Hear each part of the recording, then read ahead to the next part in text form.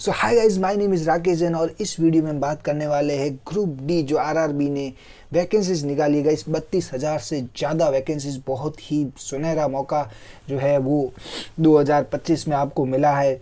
32,000 vacancies है, but ये 50,000 vacancies होने की पूरी प्रोबेबिलिटी है, क्योंकि आप पहले 2019 और उससे भी पहले की वैकेंसीज देखेंगे तो 1 लाख कहीं 60,000 ऐसी वैकेंसियाँ जो है रेलवे ने निकाली है। तो 32,000 से 50,000 तक पहुंचने की पूरी संभावना है। इस वीडियो में हम देखने वाले हैं कि क्या सिलेबस है, क्या पैटर्न रहने वाला एग्ज़ाम का, किस तरह से हम इस एग्ज़ाम को हमें क्रैक करना है, क्या सैलरी रहने वाली है, किस जोन में हमें जो है एग्ज़ाम देना चाहिए ताकि हमारी ज़्यादा से ज़्यादा प्रोबेबिलिटी बने सेलेक्ट होने की। हर एक जो है टॉपिक पे हम बात करने वाले हैं इस वीडियो में, तो बने रहिए इस वीडियो में till the end. Let's start with our first PPT. देखिए, सबसे पहले अगर हम बात करें तो नोटिफिकेशन 28 दिसंबर 2024 को ही आ गया था और जो है 23 जनवरी 2025 को आपका एप्लीकेशन फॉर्म स्टार्ट हो चुका है और जो कि 22 फरवरी तक चलने वाला है गाइस।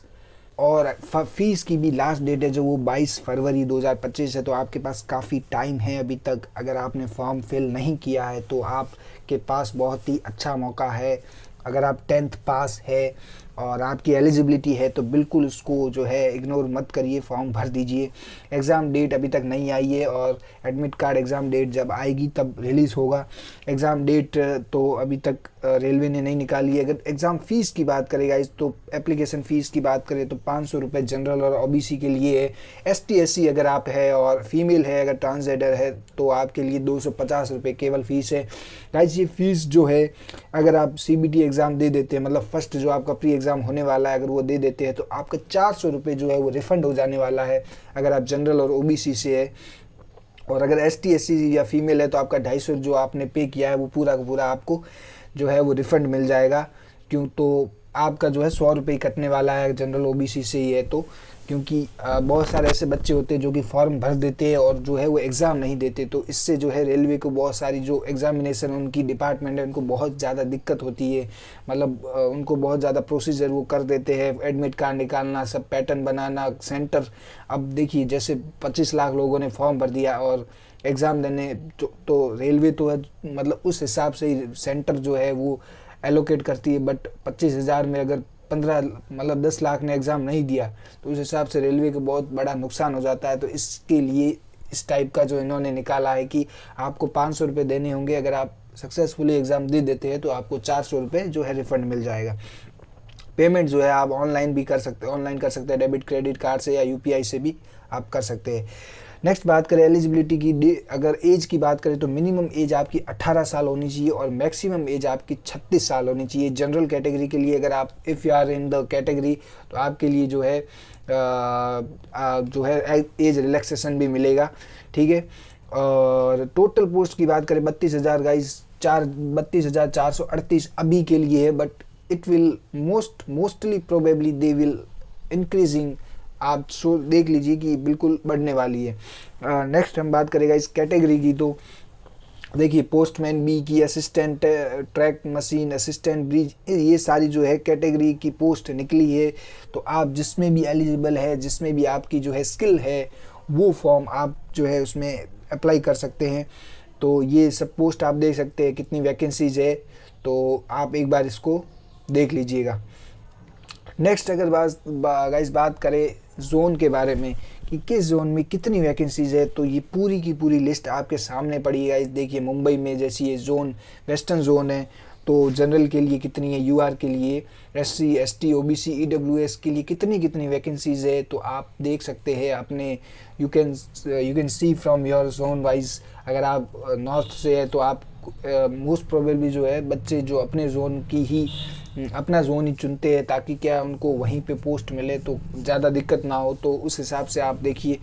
और सेकंड ये रहता है कि कहाँ पे ज़्यादा वैकेंसीज है, तो वो भी मैटर करता है गाइस। तो उस हिसाब से जो है आपको अपना जोन सेलेक्ट करना है। जैसे मुंबई में देखिए गाइस, मुंबई में जो है सबसे ज़्यादा जो है मुंबई सेंट्रल रेलवे और Mumbai western railway. Total post बात करें गाइस 4672 इसमें मुंबई और 3200 लगभग, मतलब गाइस 7,500 से भी ज़्यादा पोस्ट केवल मुंबई के लिए। तो वहाँ पे गाइस बात ये है ना कि जितनी ज़्यादा वैकेंसीज होती है जिस जोन में, तो वहाँ पे उतने ज़्यादा फॉर्म भरे जाते हैं। तो अगर आप कंपटीशन वाइज देखोगे ना तो इक्विवेलेंट ही रहने वाला है, हर जगह पे बराबर ही रहने वाला है। अगर आप वैकेंसी वर्सेस जो फॉर्म रेशियो देखोगे तो वो बराबर ही रहने वाला है ना। तो आप वैकेंसीज पे ज़्यादा मत जाइए, आपको जो फोकस करना है कि आपको अपना जोन मिले, है ना, अपना जोन मिले। क्योंकि देखिए जैसे वेस्ट वाला है वो नॉर्थ में नहीं जाएगा, वेस्ट वाला है वो ईस्ट में नहीं जाएगा, नॉर्थ वाला है वो साउथ में नहीं जाना चाहता है, ठीक है ना। तो उस हिसाब से जो है आपको पैटर्न, आप ऐसा मत सोचिए कि गोरखपुर या यहाँ पे जबलपुर में, मुंबई में ज़्यादा पोस्ट है, मतलब ज़्यादा वैकेंसीज है तो हमें वहाँ पे ज़्यादा जो है वो प्रोबेबिलिटी मिलेगी। बट ऐसा नहीं है गाइस, वहाँ पे फॉर्म भरोगे तो वहाँ पे जितनी फॉर्म होंगे, जितनी जो वैकेंसीज है उस रेशियो में ही फॉर्म भरे जाएंगे, है ना। तो आप रेशियो देखेंगे तो लगभग बराबर ही होने वाला है। तो कट ऑफ में इतना ज़्यादा डिफरेंस जो है वो नहीं होने वाला है। Cut off depends on the difficulty of the paper guys. Difficulty जो होगी ना पेपर की, उस पर डिपेंड करेगा कि आपकी कट ऑफ क्या रहने वाली है। क्योंकि देखिए नॉर्मलाइजेशन होता है तो बहुत सारे पेपर होते हैं वो डिफ़िकल्ट साइड में होते हैं, बहुत सारे मॉडरेट साइड में होते हैं, बहुत सारे इजी साइड में होते हैं। जैसे एसएससी में होता है वैसे ही रेलवे में भी होता है। तो it's all totally depends on the difficulty of the paper, है ना। तो उस हिसाब से आपको अपना जोन भी चुनना है। नेक्स्ट अगर बात करें, देखिए 2025 की अभी वैकेंसीज आई है 32,438। बट इफ़ वी सी 2019 तो देखिए 2019 में 1 लाख से भी ज़्यादा, 1,03,769 वैकेंसीज निकली थी। तो आप एक्सपेक्ट कर सकते हैं कि इस साल भी वैकेंसी जो है बिल्कुल बढ़ने वाली है। 2018 में भी 62,000 के आसपास वैकेंसीज निकली थी गाइज। तो रेलवे बहुत ज़्यादा ही वैकेंसी निकालता है, बहुत लंबे अरसे के बाद वैकेंसी निकाल रहा है, 6 साल के बाद। तो बिल्कुल वैकेंसी जो है इससे ज़्यादा बढ़ने वाली है, you can probably confirm that, ठीक है। मेडिकल स्टैंडर्ड की बात करें गाइस तो हर एक पोस्ट के लिए अपना एक मेडिकल स्टैंडर्ड होता है। वहाँ पे जो है जैसे A2, A3, B1, B2, C1, C2, तो आपको जो है बिल्कुल विजुअल एक्यूटी आपकी क्या है, चश्मा लगाए या नहीं लगाए, आपकी फिजिकल, क्योंकि मेन जो होता है गाइस रेलवे में, जो एनटीपीसी में, आरआरबी में जो आपकी विज़न है उसका बहुत ज़्यादा इम्पैक्ट पड़ता है। आपके अगर चश्मा लगाए तो आप मतलब आप सोच लीजिए कि 90% पोस्ट से बाहर हो जाएंगे। क्योंकि गाइस रेलवे के लिए आपकी आंखें बिल्कुल सही होनी चाहिए। देखिए विजुअल एक्यूटी की बात करें, A2 स्टैंडर्ड है, उसमें देखिए 6.9 आपकी मिनिमम जो है आई साइट होनी चाहिए। अगर मेरी तरह चश्मा लगाए तो बहुत दिक्कत हो जाएगी गाइस, क्योंकि ग्लासेस नहीं होनी चाहिए, आपकी ग्लास लगी हुई भी है। मिनिमम डिस्टेंट विजन आपकी 6/9 होनी चाहिए, है ना। नियर विजन देखिए ये होनी चाहिए आपकी जो है, अगर आपके ये भी कोई भी प्रॉब्लम है जैसे कि night vision, mesopic vision, binocular vision, तो देखिए इसमें फिर आपको जो है फिज़िकल एग्जामिनेशन में दिक्कत हो जाती है। तो ये चीज़ें आप ध्यान में रखिए। कोई भी आपको जैसे भी कोई भी मतलब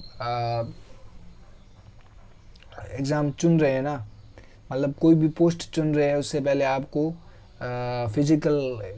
उससे पहले आपको मेडिकल स्टैंडर्ड देख लेना है, उसके बाद ही उसको अप्लाई करना है। ओके, मोस्टली अगर आपकी आंखें आईसाइट बिल्कुल सही है और मतलब फिजिकली फिट है, ऐसा कुछ है नहीं, तो आप आराम से जो है वो मेडिकल एग्जामिनेशन पास कर लोगे, इसमें बड़ी कोई दिक्कत नहीं है।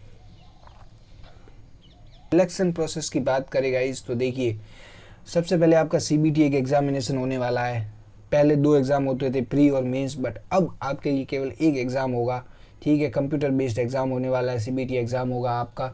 और उसमें अगर आप क्वालिफाई कर जाते हैं तो आपका जो है फिज़िकल एफिशिएंसी टेस्ट होगा, यानी कि फ़िज़िकल आपका एग्ज़ाम, जिसमें आपको फ़िज़िकल फ़िटनेस के लिए कुछ टेस्ट किए जाएंगे, जैसे आपकी रनिंग है, लॉन्ग जंप है, हाई जंप है, इस टाइप के जो है फिज़िकल एफिशिएंसी टेस्ट होता है, जो कि मोस्टली जो है वो पार हो जाता है ना। सबसे बड़ी बात है, आपको सबसे बड़ा जो हिडल है ना वो है सीबीटी। अगर सीबीटी आप जो एग्ज़ाम पास कर लेते हैं, बाद में आपको इतनी दिक्कत नहीं आएगी एग्ज़ाम में, फ़िज़िकल एफिशिएंसी में, मेडिकल में, डॉक्यूमेंट वेरिफिकेशन में। सबसे बड़ा जो पहाड़ है ये फर्स्ट है सीबीटी। अगर ये पार कर लिया आपने, एग्ज़ामिनेशन, रिटन एग्ज़ामिनेशन पास कर लिया, तो फिर बहुत ज़्यादा आपके पोस्ट के बहुत नज़दीक पहुंच जाएंगे आप।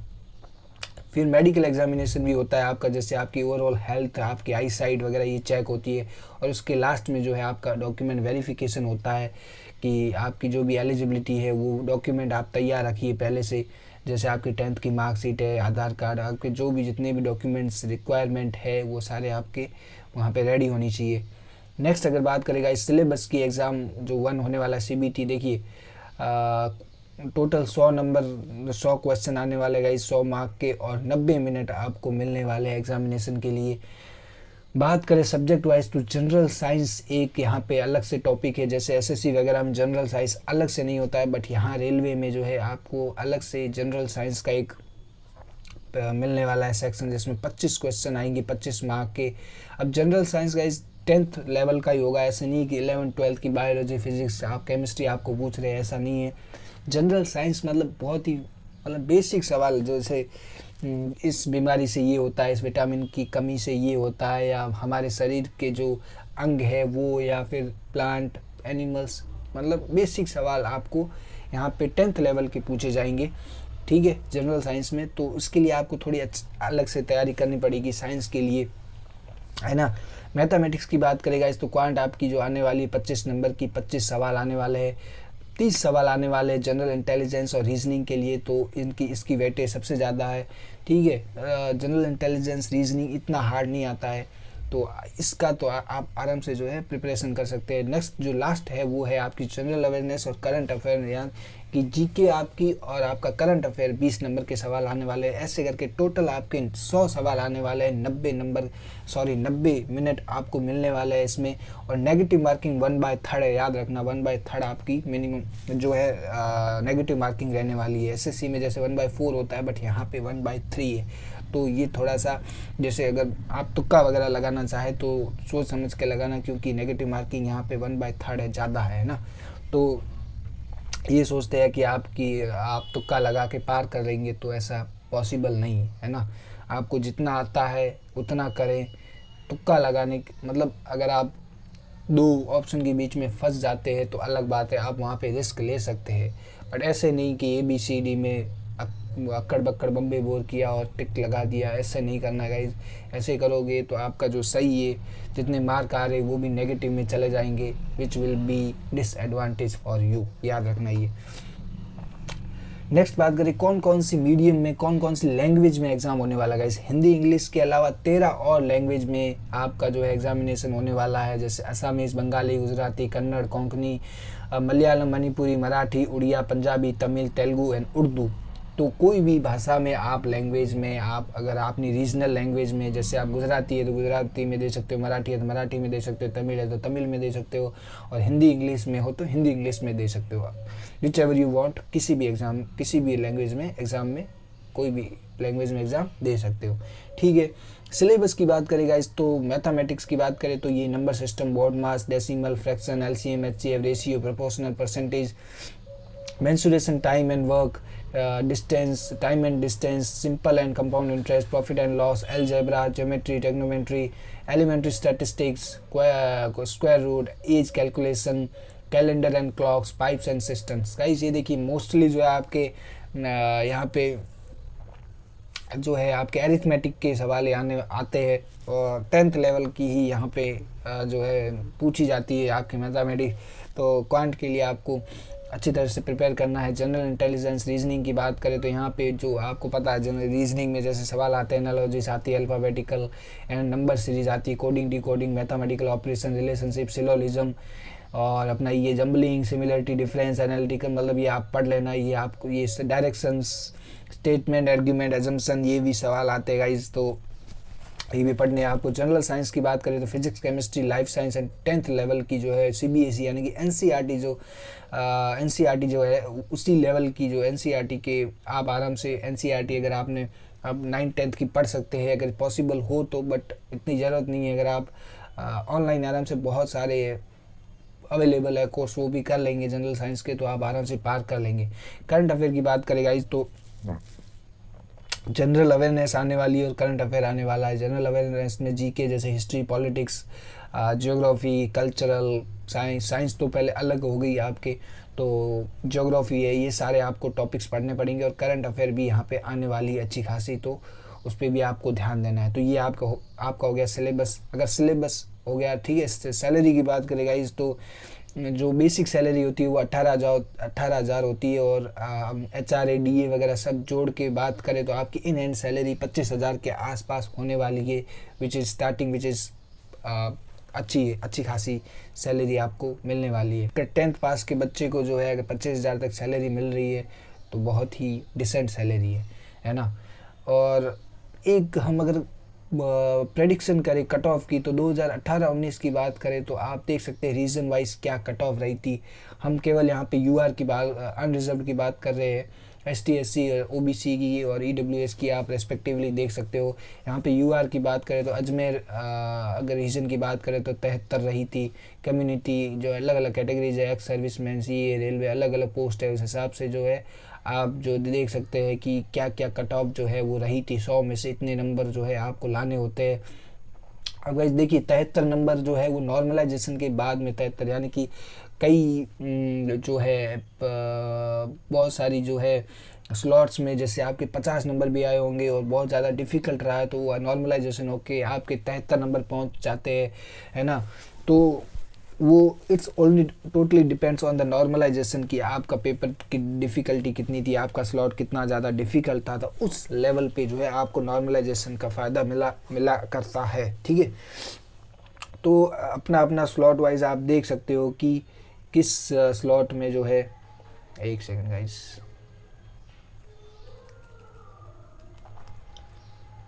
तो किस स्लॉट में कितनी जो है वो कट ऑफ है वो आप देख सकते हो। यहाँ पे इतनी जो है वो कट ऑफ रही है। तो ये सारी बात की हमने गाइस एग्जामिनेशन पैटर्न की। सबसे महत्वपूर्ण बात ये है कि अब हमें तैयारी करनी है ना। ये बातें हो गई, स्ट्रक्चर हो गया, ये देख लिया कितनी सैलरी है, कौन सा जोन है, क्या पैटर्न है, क्या सिलेबस है, कौन सा कितने लेवल पे एग्ज़ाम होने वाला है, ये सब वो सब ठीक है। फॉर्म भर लिया आपने। फॉर्म भरने के बाद केवल आपको जो फोकस करना है वो एग्ज़ाम पे।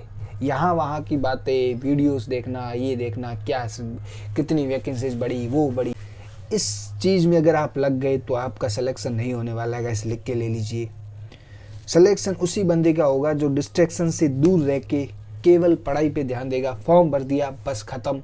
कब एग्ज़ाम होने वाला है, कब एडमिट कार्ड आने वाला है, ये सब जो माथागोड़ी आपको नहीं करनी है। आपको सिर्फ अपने एग्ज़ामिनेशन पे ध्यान देना है कि आपको CBT 1 किस तरह से निकालना है, किस तरह से कट ऑफ पार करनी है। आपको केवल अपने सिलेबस पे ध्यान देना है और एग्ज़ामिनेशन पे ध्यान देना है, ना कि आसपास की चीज़ों पे ध्यान देना है, वीडियोस पे ध्यान नहीं देना है।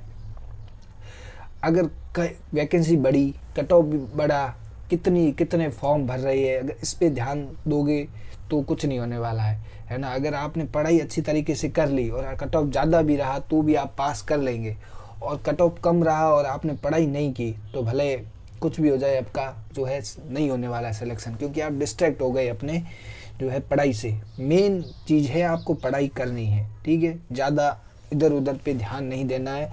केवल फॉर्म भर दिया आपने, फ्री हो गए, ठीक है। अब एग्ज़ामिनेशन तक आपको केवल पढ़ाई ही करनी है। तो बस यही यही कहना था आपको। तो इस वीडियो को हम एंड करते हैं। और दूसरी बात ये कि जनरल साइंस और जनरल अवेयरनेस के लिए मैं एक पूरी सीरीज़ लेके आ रहा हूँ अपने इसी चैनल पे।